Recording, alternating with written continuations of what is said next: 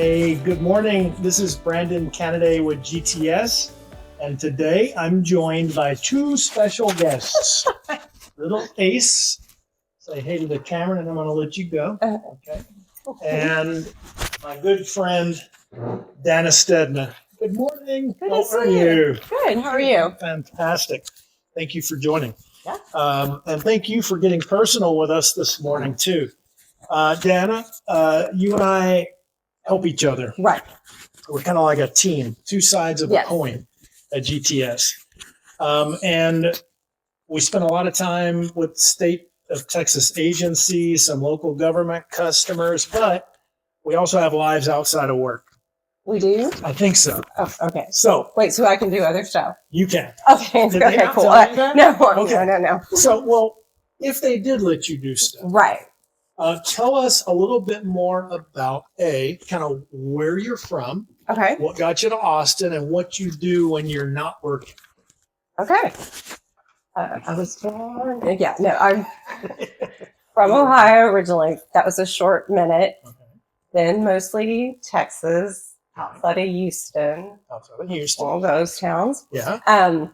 Fun times. And then went to school in Austin, met my husband at UT. Okay. Did our East Coast DC thing, West Coast LA, West Hollywood thing, Wow. and then moved back to Austin, which is the only place we could kind of agree on. Okay.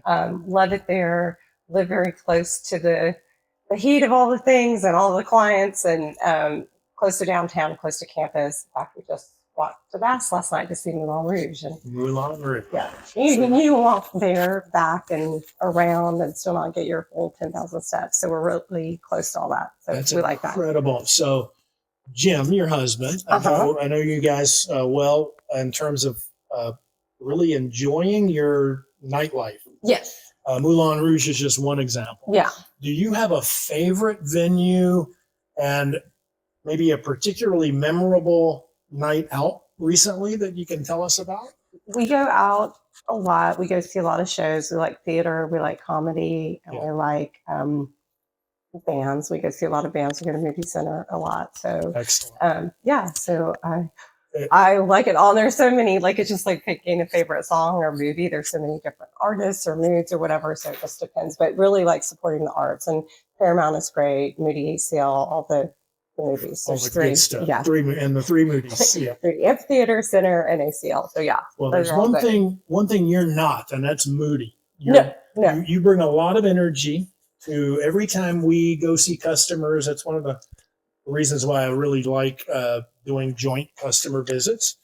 But let's talk a little bit about kind of why we are two sides of one coin. Yeah. So at GTS, we've been in business for 40 years, serving exclusively the state of Texas public sector. Mm-hmm. You and I have been serving kind of this local Austin and surrounding areas for quite a while. How long have you been at GTS? I've been at GTS since 2006. Okay. It's coming up on 20 years. 20 years. I've been in staffing since 89. I think back in 1989, staffing must have been a completely different business. It was. Okay. We sat on phones or on floors with phone books and fax machines, and yeah. No kidding. Yeah, it was totally different. But today, we'll talk about it more. Our agency customers really rely so much on staffing, which is really interesting. But so you've been at GTS a long time, been in staffing even longer. Uh-huh. I've been at GTS 2.5 years. Before that, Dell for 20 and VMware for a year. You know all the customers. But all the same customers, which is cool. And they trust you. Yeah. But we have two arms of our business. One is staffing, and one is kind of a combination of technology sourcing, professional services around that technology. Okay. And it can take many flavors from the client to the cloud. But one of the reasons we keep this separate is because, for instance, you may have several hundred contracted employees working at different agencies or entities across the state. And those contractors a lot of times actually get hired because you do such a good job of attracting the right people, making the right fit between a person and an institution. Yeah. And they like them a lot, right? So help us better understand kind of the typical staffing, relationship that you have with your end users. Well, I'm sure everybody's tired of me saying it, but staffing is personal. Yeah. It's very personal. I always say it's a lot more like matchmaking. So even though we have these very hardcore skill sets that are very technical, the person has to be aligned with the mission, and state agencies, a lot of times more than corporate America, is very vision focused, right? They're servicing the public, they're helping the public. And it's good to find people that kind of understand and are passionate about that mission too, Okay. or they're not going to be a good fit. So that is a really cool part of the job when we see all the people that we put places and they go permanent and they move up and they, I mean, I used to be really sad if anybody didn't stay someplace for like 16 years. Right. I mean, I get that I can't always get that, but it's really nice to see and rewarding. It's one thing for me to help a customer to purchase and implement like maybe the right enterprise storage solution that ends up sticking around for at least a couple of life cycles before it gets replaced. But it's a completely different feeling of pride, I'm sure, when you place a human being in a job and it becomes a career. Yes. That must be a lot of pride. It's pride and it's fun. A lot of times it's mistaken credit, but Yeah. I made them. I didn't. I just like hooked them up with a job. Proud mom. Yeah. But that's a little bit of a stretch, but yeah. You're very much like a proud mother, I think, in some of those ways. Yeah, no, it is. It's very cool, especially young people entering the workforce and the challenges that COVID brought and not having people on site and meeting and skin in the game and stuff. So it's really cool to help people in early in their career. Early on. Yeah. But middle and later is fine too. But yeah. And how many people do you think you have placed in with the kind of Texas state agencies at any given time? So we have between 200 and 300 contractors typically at any time. And that's just, sort of in staffing, not necessarily on the services side. Okay. We used to more fluidly handle both, and we still do, but it's, staffing and services are separate. Yeah. And then when I've done like the conversions and they add up every year, and I think a lot of times, lately we've been keeping better, more accurate stats, but several hundred have converted. So wow. So good percentage. A good percentage. Convert from contractor to full time. With an entity. Right. Incredible. So I think this probably takes quite a big and consistent bench of talent. Right. Okay. And so staffing isn't just Danna. There are more of you there's doing a whole, things, but there's a whole team. Right. What does the team generally consist of? So we have people like myself that go out and interface with the client and talk about, what they're looking for, what their ideal candidate is. And sometimes we consult and say, well, maybe we don't need this, but we need that. And this is a little bit easier to find or might be more budget friendly. So that's a lot of what we do on the front end. Okay. Back in the day, we could work both sides of the desk. So your client-facing person might also be hands-on recruiting the talent. And there's still a tiny bit of that. But for the most part, once we get all those requirements, and more than the requirements, we talk about the culture and the personalities of the managers and just kind of what their mission is, then we relay that back to the recruiting team. And we have excellent recruiters. Some are former contractors, some are former state agency employees. So they get just more than the technical skill sets, which, that takes some skill matching that up, but also just finding that person that's going to be dedicated. So then the recruiter starts the process of recruiting. And then we always have typically 99% of the time, the client does the interviewing, and if they need one person, we send 3 to 5, and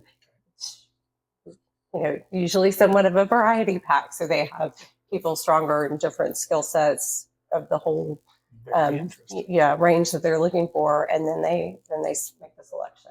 So I think this is an interesting kind of correlation over to kind of my side of the business, which is much more technology centric. Right. And it is like, hey, it's not just about placing a person, it's about understanding the customer's needs, understanding the resource fit.